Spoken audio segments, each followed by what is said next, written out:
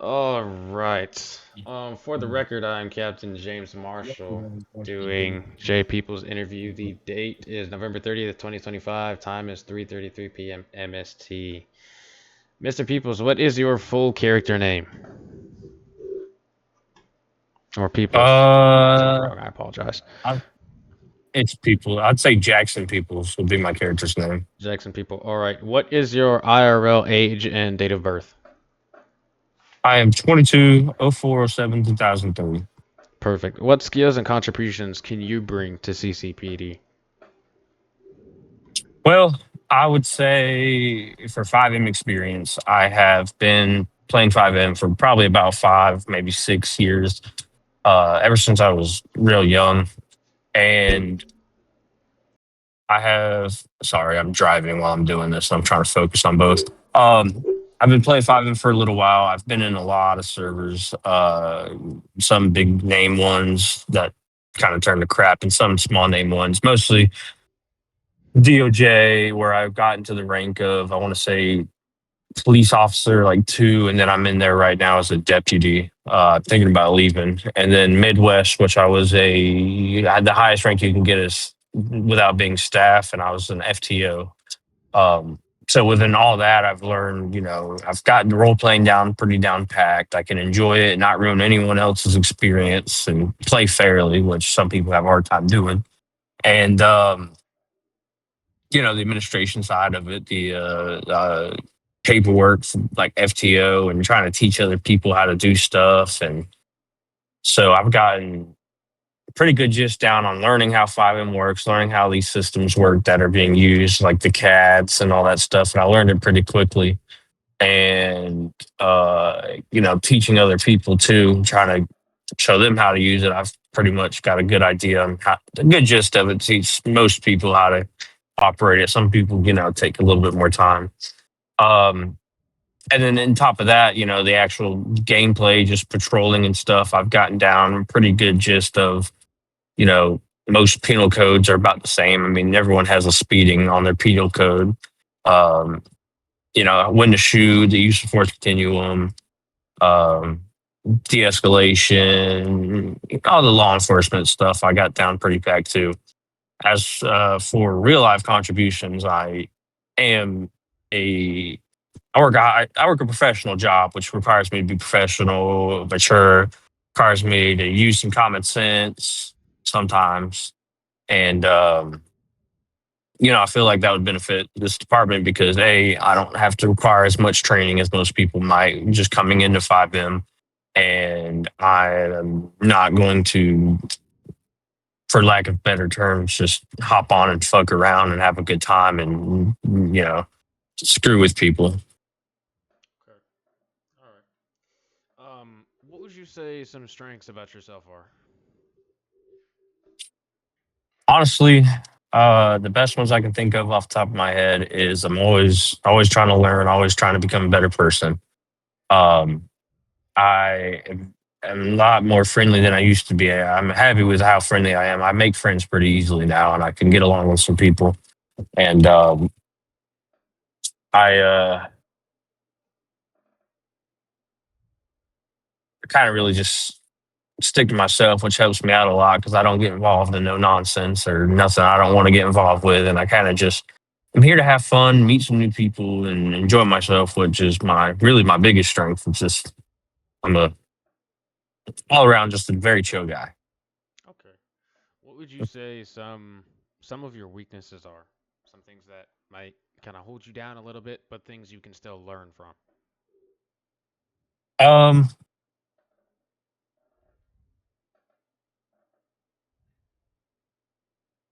I would say I'm a little stubborn sometimes, a little stubborn on some things that I really don't need to be stubborn on. If I feel I'm right about something or I feel like there's been wrong somehow, I do like to stick with it a little bit and make a point out of it, but nothing too major. But it's definitely something I can work on, letting go a little bit more. Okay, okay. How much time would you be able to say you could devote to CCPD?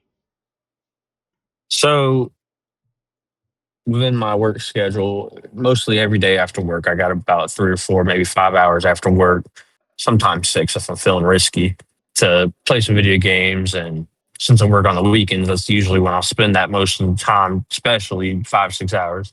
And then on my days off, I really don't got much going on most of the time. So I kind of just, so All right. about every day, 5 or 6 hours. That sounds good. That sounds good. I think our we don't have a large shift time requirement. I think for the entire month, our shift time requirement is 7 hours. So as long as they will be posted in announcements when we clear our shift clock. As long as you're getting that shift time within the shift period, which I believe is 30 days, you'll be fine. Oh, yeah. Why did you choose CCPD over other departments? Well, GSP was closed. And I believe so. I applied for Cobb County first. Just honestly, I was looking at all of them. I saw the MPD, and I was like, okay, that's probably the city. Cobb County, which is most likely the county part of it. And I was like, I'd rather work in the county. I'd rather have and I like the vehicles. I like the vehicles a lot. And so then I put in my first application, and then I got declined with my first application because I didn't put enough effort in.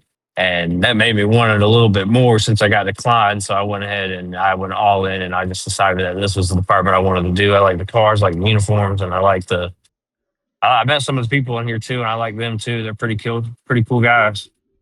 All right, all right. Yeah, were you able to read the SOP? We don't know if you guys have access to that channel. It should be I'll, department docs. Actually, if you're driving, I don't want you to check this. I don't want you to crash. I'm definitely going to do it anyways. Let's see. Yes, yeah, I have access to it. All right. Have you read our department SOP? I believe a copy of it might have been somewhere on the Appy bot, and I briefed. Oh yeah, I see. Yeah, I've opened it up before. All right. When you get a chance, just read over that. Um, Preferably like more through the entire thing. That way you have a first time experience of what our SOP is. The next section of questions we're gonna get onto is a general knowledge question. These ones, I kind of expect you to know, but it's okay if you don't. So, for your first question is, what are Miranda rights? Miranda rights are the basically informing whoever it is that you plan on asking questions, informing them on their rights that they do have the right to not answer your questions and remain silent, and that anything that they say, any questions they answer or say after you have read them their Miranda rights, can be used against them in court. And they also have an opportunity, obviously, to get a lawyer and not answer any questions or answer questions and get a lawyer and have them present throughout all the questionings. And you mostly use it for if you are arresting somebody and you have follow-up questions that would assist in persecuting them in the crime that they are suspected of committing. Okay. What is the difference between a felony and a misdemeanor? A misdemeanor would be trying to think how to word it.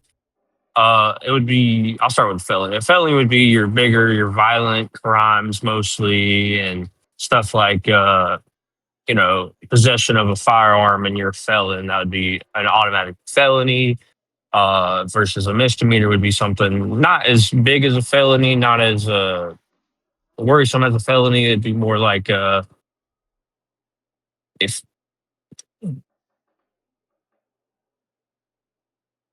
I'm sure there's legal jargon for it. I feel it in my head. I'm trying to think how to word it. A misdemeanor would be something not as big as a felony. A felony, you always have to arrest somebody. A misdemeanor, you don't really have to arrest them most of the times. It could be a court summons or citation or something along the lines of that. Versus if it was a crime that's marked as a felony, you have to arrest them and take them to jail.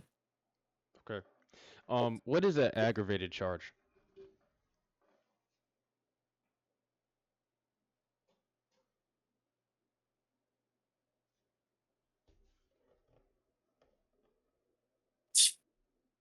Off the top of my head, I believe it is a crime that was committed with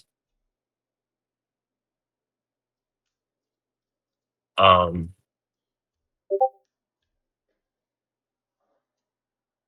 I don't know. I don't know how to word that one. That's fine. The next group of questions we're gonna go into is some scene questions. I don't need every single possibility. Just think of it as basic as you can and go into as much detail on the steps that you would take. So you stop a driver for speeding. They hand you their information. They're compliant. As you check their information, you discover that they have a warrant from NCIC in our CAD system. How do you go about that traffic stop? Can you repeat the first part one more time? You stop them for speeding, and Okay. they hand you their information. You know they're fully compliant and they have a warrant. How do you go about that? Um, so depending if it was what kind of warrant it would be, if it's like a warrant to appear, uh, a bench warrant or something like that, I would inform them. I'd most likely call an additional or two and be like, hey, we have to take you in for this. If they're compliant and stuff, then yeah, I'd, notify them like, hey, we need you to come out and, maybe play a mind game or two to get them out and, get them in cuffs. If it was a felony warrant, then I would contact the dispatch, or if there's no dispatch, let other units know and do a high risk felony stop on the individual to safely get them out of the vehicle and get them into restraints so that we can process that warrant. Okay. My next question for you is you are pulling over a driver for driving a vehicle without any registration. When you run their name, it comes back, their driver's license comes back suspended. When you ask them to step out of the vehicle, the driver begins to get aggressive towards you. How do you handle that aggressiveness, that traffic stop, and de-escalation? Well, I would first let dispatch or the other units know, hey, I'm going to need some more people for this. I'm going to need some additionals en route. And I would start by trying to, like you said, de-escalation, a little bit of crisis intervention to maintain them and stall a little bit their aggression and let them, kind of keep it at a stall pace till additional units show up and we can begin, if we have to use force, just by letting them know like, hey, just CIT techniques, let them know like, hey, calm down, relax a little bit. We're going to get this figured out. And then when the additional units get there, we'll go about it from there. Like, hey, this is what we're going to need you to do is, step out of your vehicle, depending on whether they refuse or not. And if crisis intervention was successful or not, we would proceed with, if we got to break their window to open up their door, we'd break their window. If we can, maintain eye contact on where their hands are and what they're doing inside their vehicle. And if they're just being completely uncompliant, we got to break the window, throw them out, throw them in cuffs. We might have to do that. Otherwise, personally, I prefer, trying to de-escalate and try to talk them out of it. But it depends on how it would go. All right. That is going to conduct your interview. You have passed. I've the only question you can really fail is on the date of birth. I had one kid that answered it. He was like 16. I think that's the only person I've ever had fail an interview. It's crazy how old I'm not even that old. I'm 22, but I remember answering the question. I was like, I don't know how old I am anymore, man. Yeah. I mean, So give me about 20 minutes. I'll get that paperwork filled out, and then I am going to remove your needs interview role. When you are home and you're able to get trained, go ahead and DM me, and I will get that training done. That way we can see if we can get you actually certified for patrol before our actual server patrol. That way you can actually be around when there's a ton of people. Because normally it'll be slacking on the weekdays. So Sunday would be the best option to get a ride along for you in. So yeah, like I said, when you're done with that, just DM me, and then make sure sometime when you're not driving, you go ahead and read through our SOP. all right. All right, brother, you are good to go. I will get that stuff done for you, and I will get it submitted into our FTO logs.